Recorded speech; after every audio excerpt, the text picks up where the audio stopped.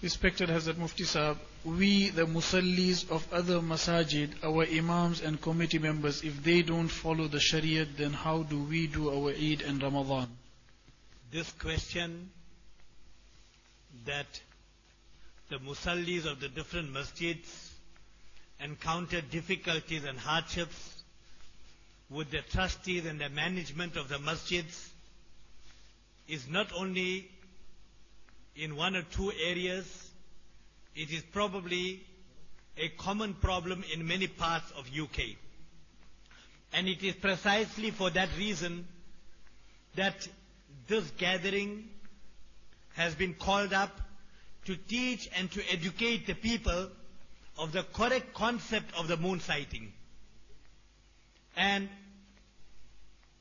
the solution to that problem is that these kind of gatherings should be held in more and more places, and there should be a greater awareness and an educational campaign to teach and educate the people.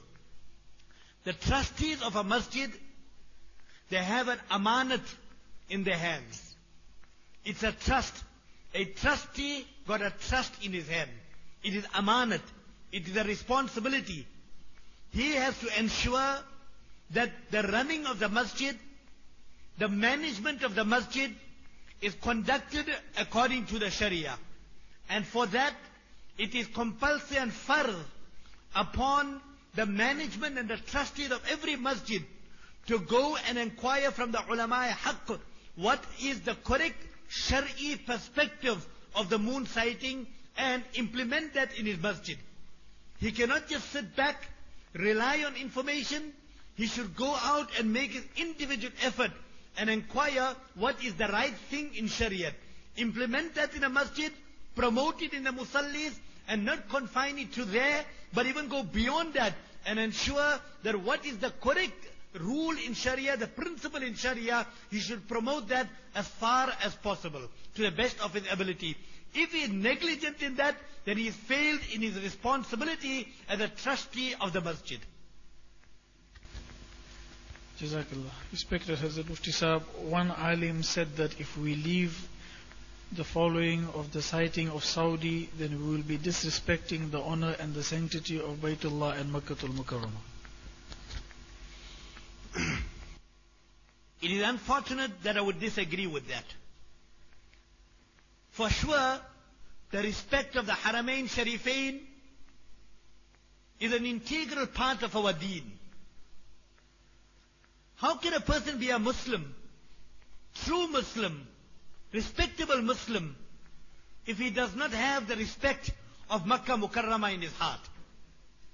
How can a person be a true and honorable Muslim if he does not have the respect of Madina Munawwara in his heart? How a person can be a true and honorable Muslim if he does not have respect for the different places of the Haramain Sharifain? It is an integral part of our deen and our iman that we have utmost respect for the Haramain Sharifain and all those honorable and respected places that are in there. Imam Bukhari rahmatullah alayhi, he commences his 30th juz of Bukhari Sharif explaining about the importance of and the respect of Makkah Mukarramah, Madina Munawwara, the different places that Nabi Kareem sallallahu alaihi wasallam went to, the different places that Nabi Kareem sallallahu alaihi wasallam received wahi and revelation. Go and look at the different tarajims of Bukhari Sharif of the 30th juz. Imam Bukhari rahmatullah alayhi have elaborately discussed that issue. So, respecting Haramain Sharifain and the different areas of the Haramain Sharifain is an important and an integral part of our deen and our iman. However,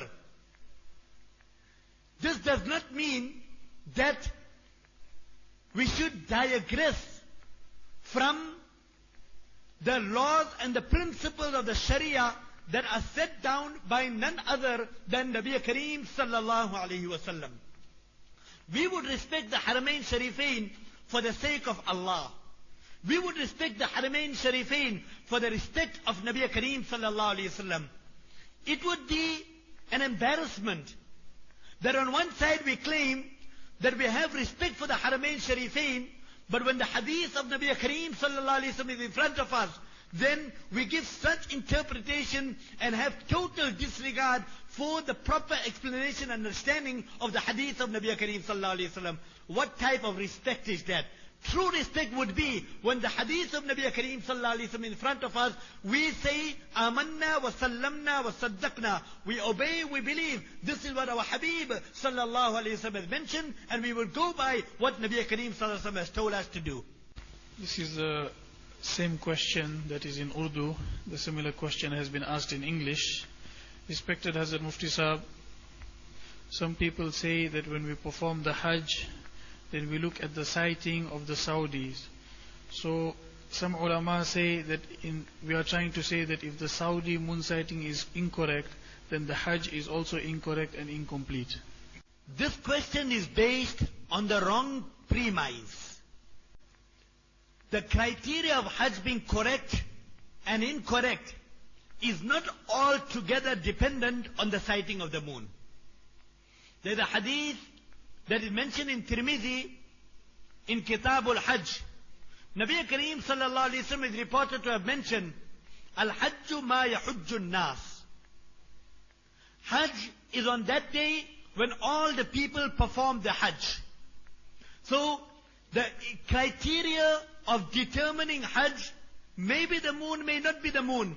But the validity and the sihat of Hajj is not altogether dependent on the sighting of the moon. If all the people go and perform Hajj, and on that day when they are in the plains of Arafat, in the sight of Allah, according to the hadith of Nabi Kareem sallallahu alaihi wasallam that I mentioned to you, the Hajj will be absolutely correct and valid.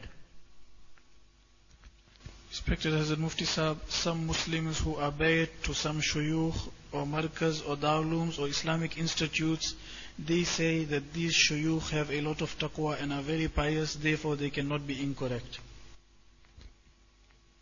Unfortunately, I would disagree with that. And I would think that it would be biased and it would be prejudiced to think that some shuyukh, because they follow the Saudi sighting and they are people of taqwa, so we should follow them. Then aren't there other shuyukh on the other side that also have taqwa and also have piety? And they do not follow the Saudi sighting. The criteria of following is not the shuyukh. As far as the shuyukh are concerned, we would have the utmost respect for them. They are our guides when it comes to ruhaniyat, when it comes to spirituality, when it comes to seeking guidance, in gaining the closeness and proximity to Allah Tabarak wa Ta'ala. Most certainly we would seek their guidance and we try to get closer to Allah Tabarak wa Ta'ala. But however, if the shuyukh have to say one thing, and which is in complete contrast, different and in contradiction to what the hadith of Nabi Kareem sallallahu alayhi wa sallam has to say to us, then we are bound as Muslims to disregard what our shuyukh say and go by what the hadith of Nabi Kareem sallallahu alayhi wa sallam has said. It would be completely unjust to Nabi Kareem sallallahu alayhi wa sallam and the hadith of Nabi Kareem sallallahu alayhi wa sallam to disregard the hadith of Nabi Kareem sallallahu alayhi wa sallam and follow what my Sheikh have said. The Sheikh is secondary, first is Shariat and the hadith of Nabi Kareem sallallahu alayhi wa sallam. Respected Hazrat Mufti Sahab, is it okay for our ulamas to say that for the sake of unity we should follow the sighting of Saudi? If people have to decide, everybody has to decide based on a wrong criteria, I can never see any way unity coming out with that. All the time, it is the way of Allah Tabarak wa Ta'ala. He has created ulama haq and honest, truthful people. And it is mentioned in the hadith, Nabi Kareem sallallahu alayhi wa sallam had mentioned that my entire ummah will never unite on wrong and evil. Which means that if anything is abundantly, clearly, blatantly wrong, then Islamic history has also shown that the entire ummah have never made ijma on something that was wrong. If one part of the ummah have done something wrong, there was always, through Islamic history we understand that Allah Tabarak wa Ta'ala created a group of people that corrected the people that were wrong. So, the criteria of unity is not following something wrong. The criteria of unity is following that which is correct and right in terms and in principles of the Sharia.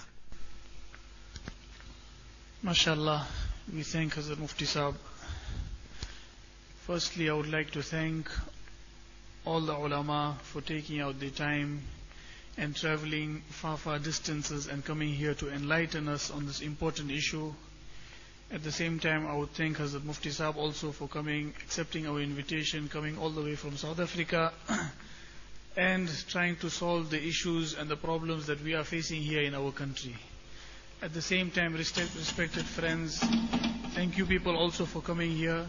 And we, as the attendees, we also have a responsibility, and our responsibility is that now when we go back from here, we try and make amal on the sunnah of Nabi sallallahu alayhi wasallam and the advices that were given by the respective ulama. We make dua to Allah subhanahu wa ta'ala that He accept this conference. Allahu Akbar, Allahu Akbar.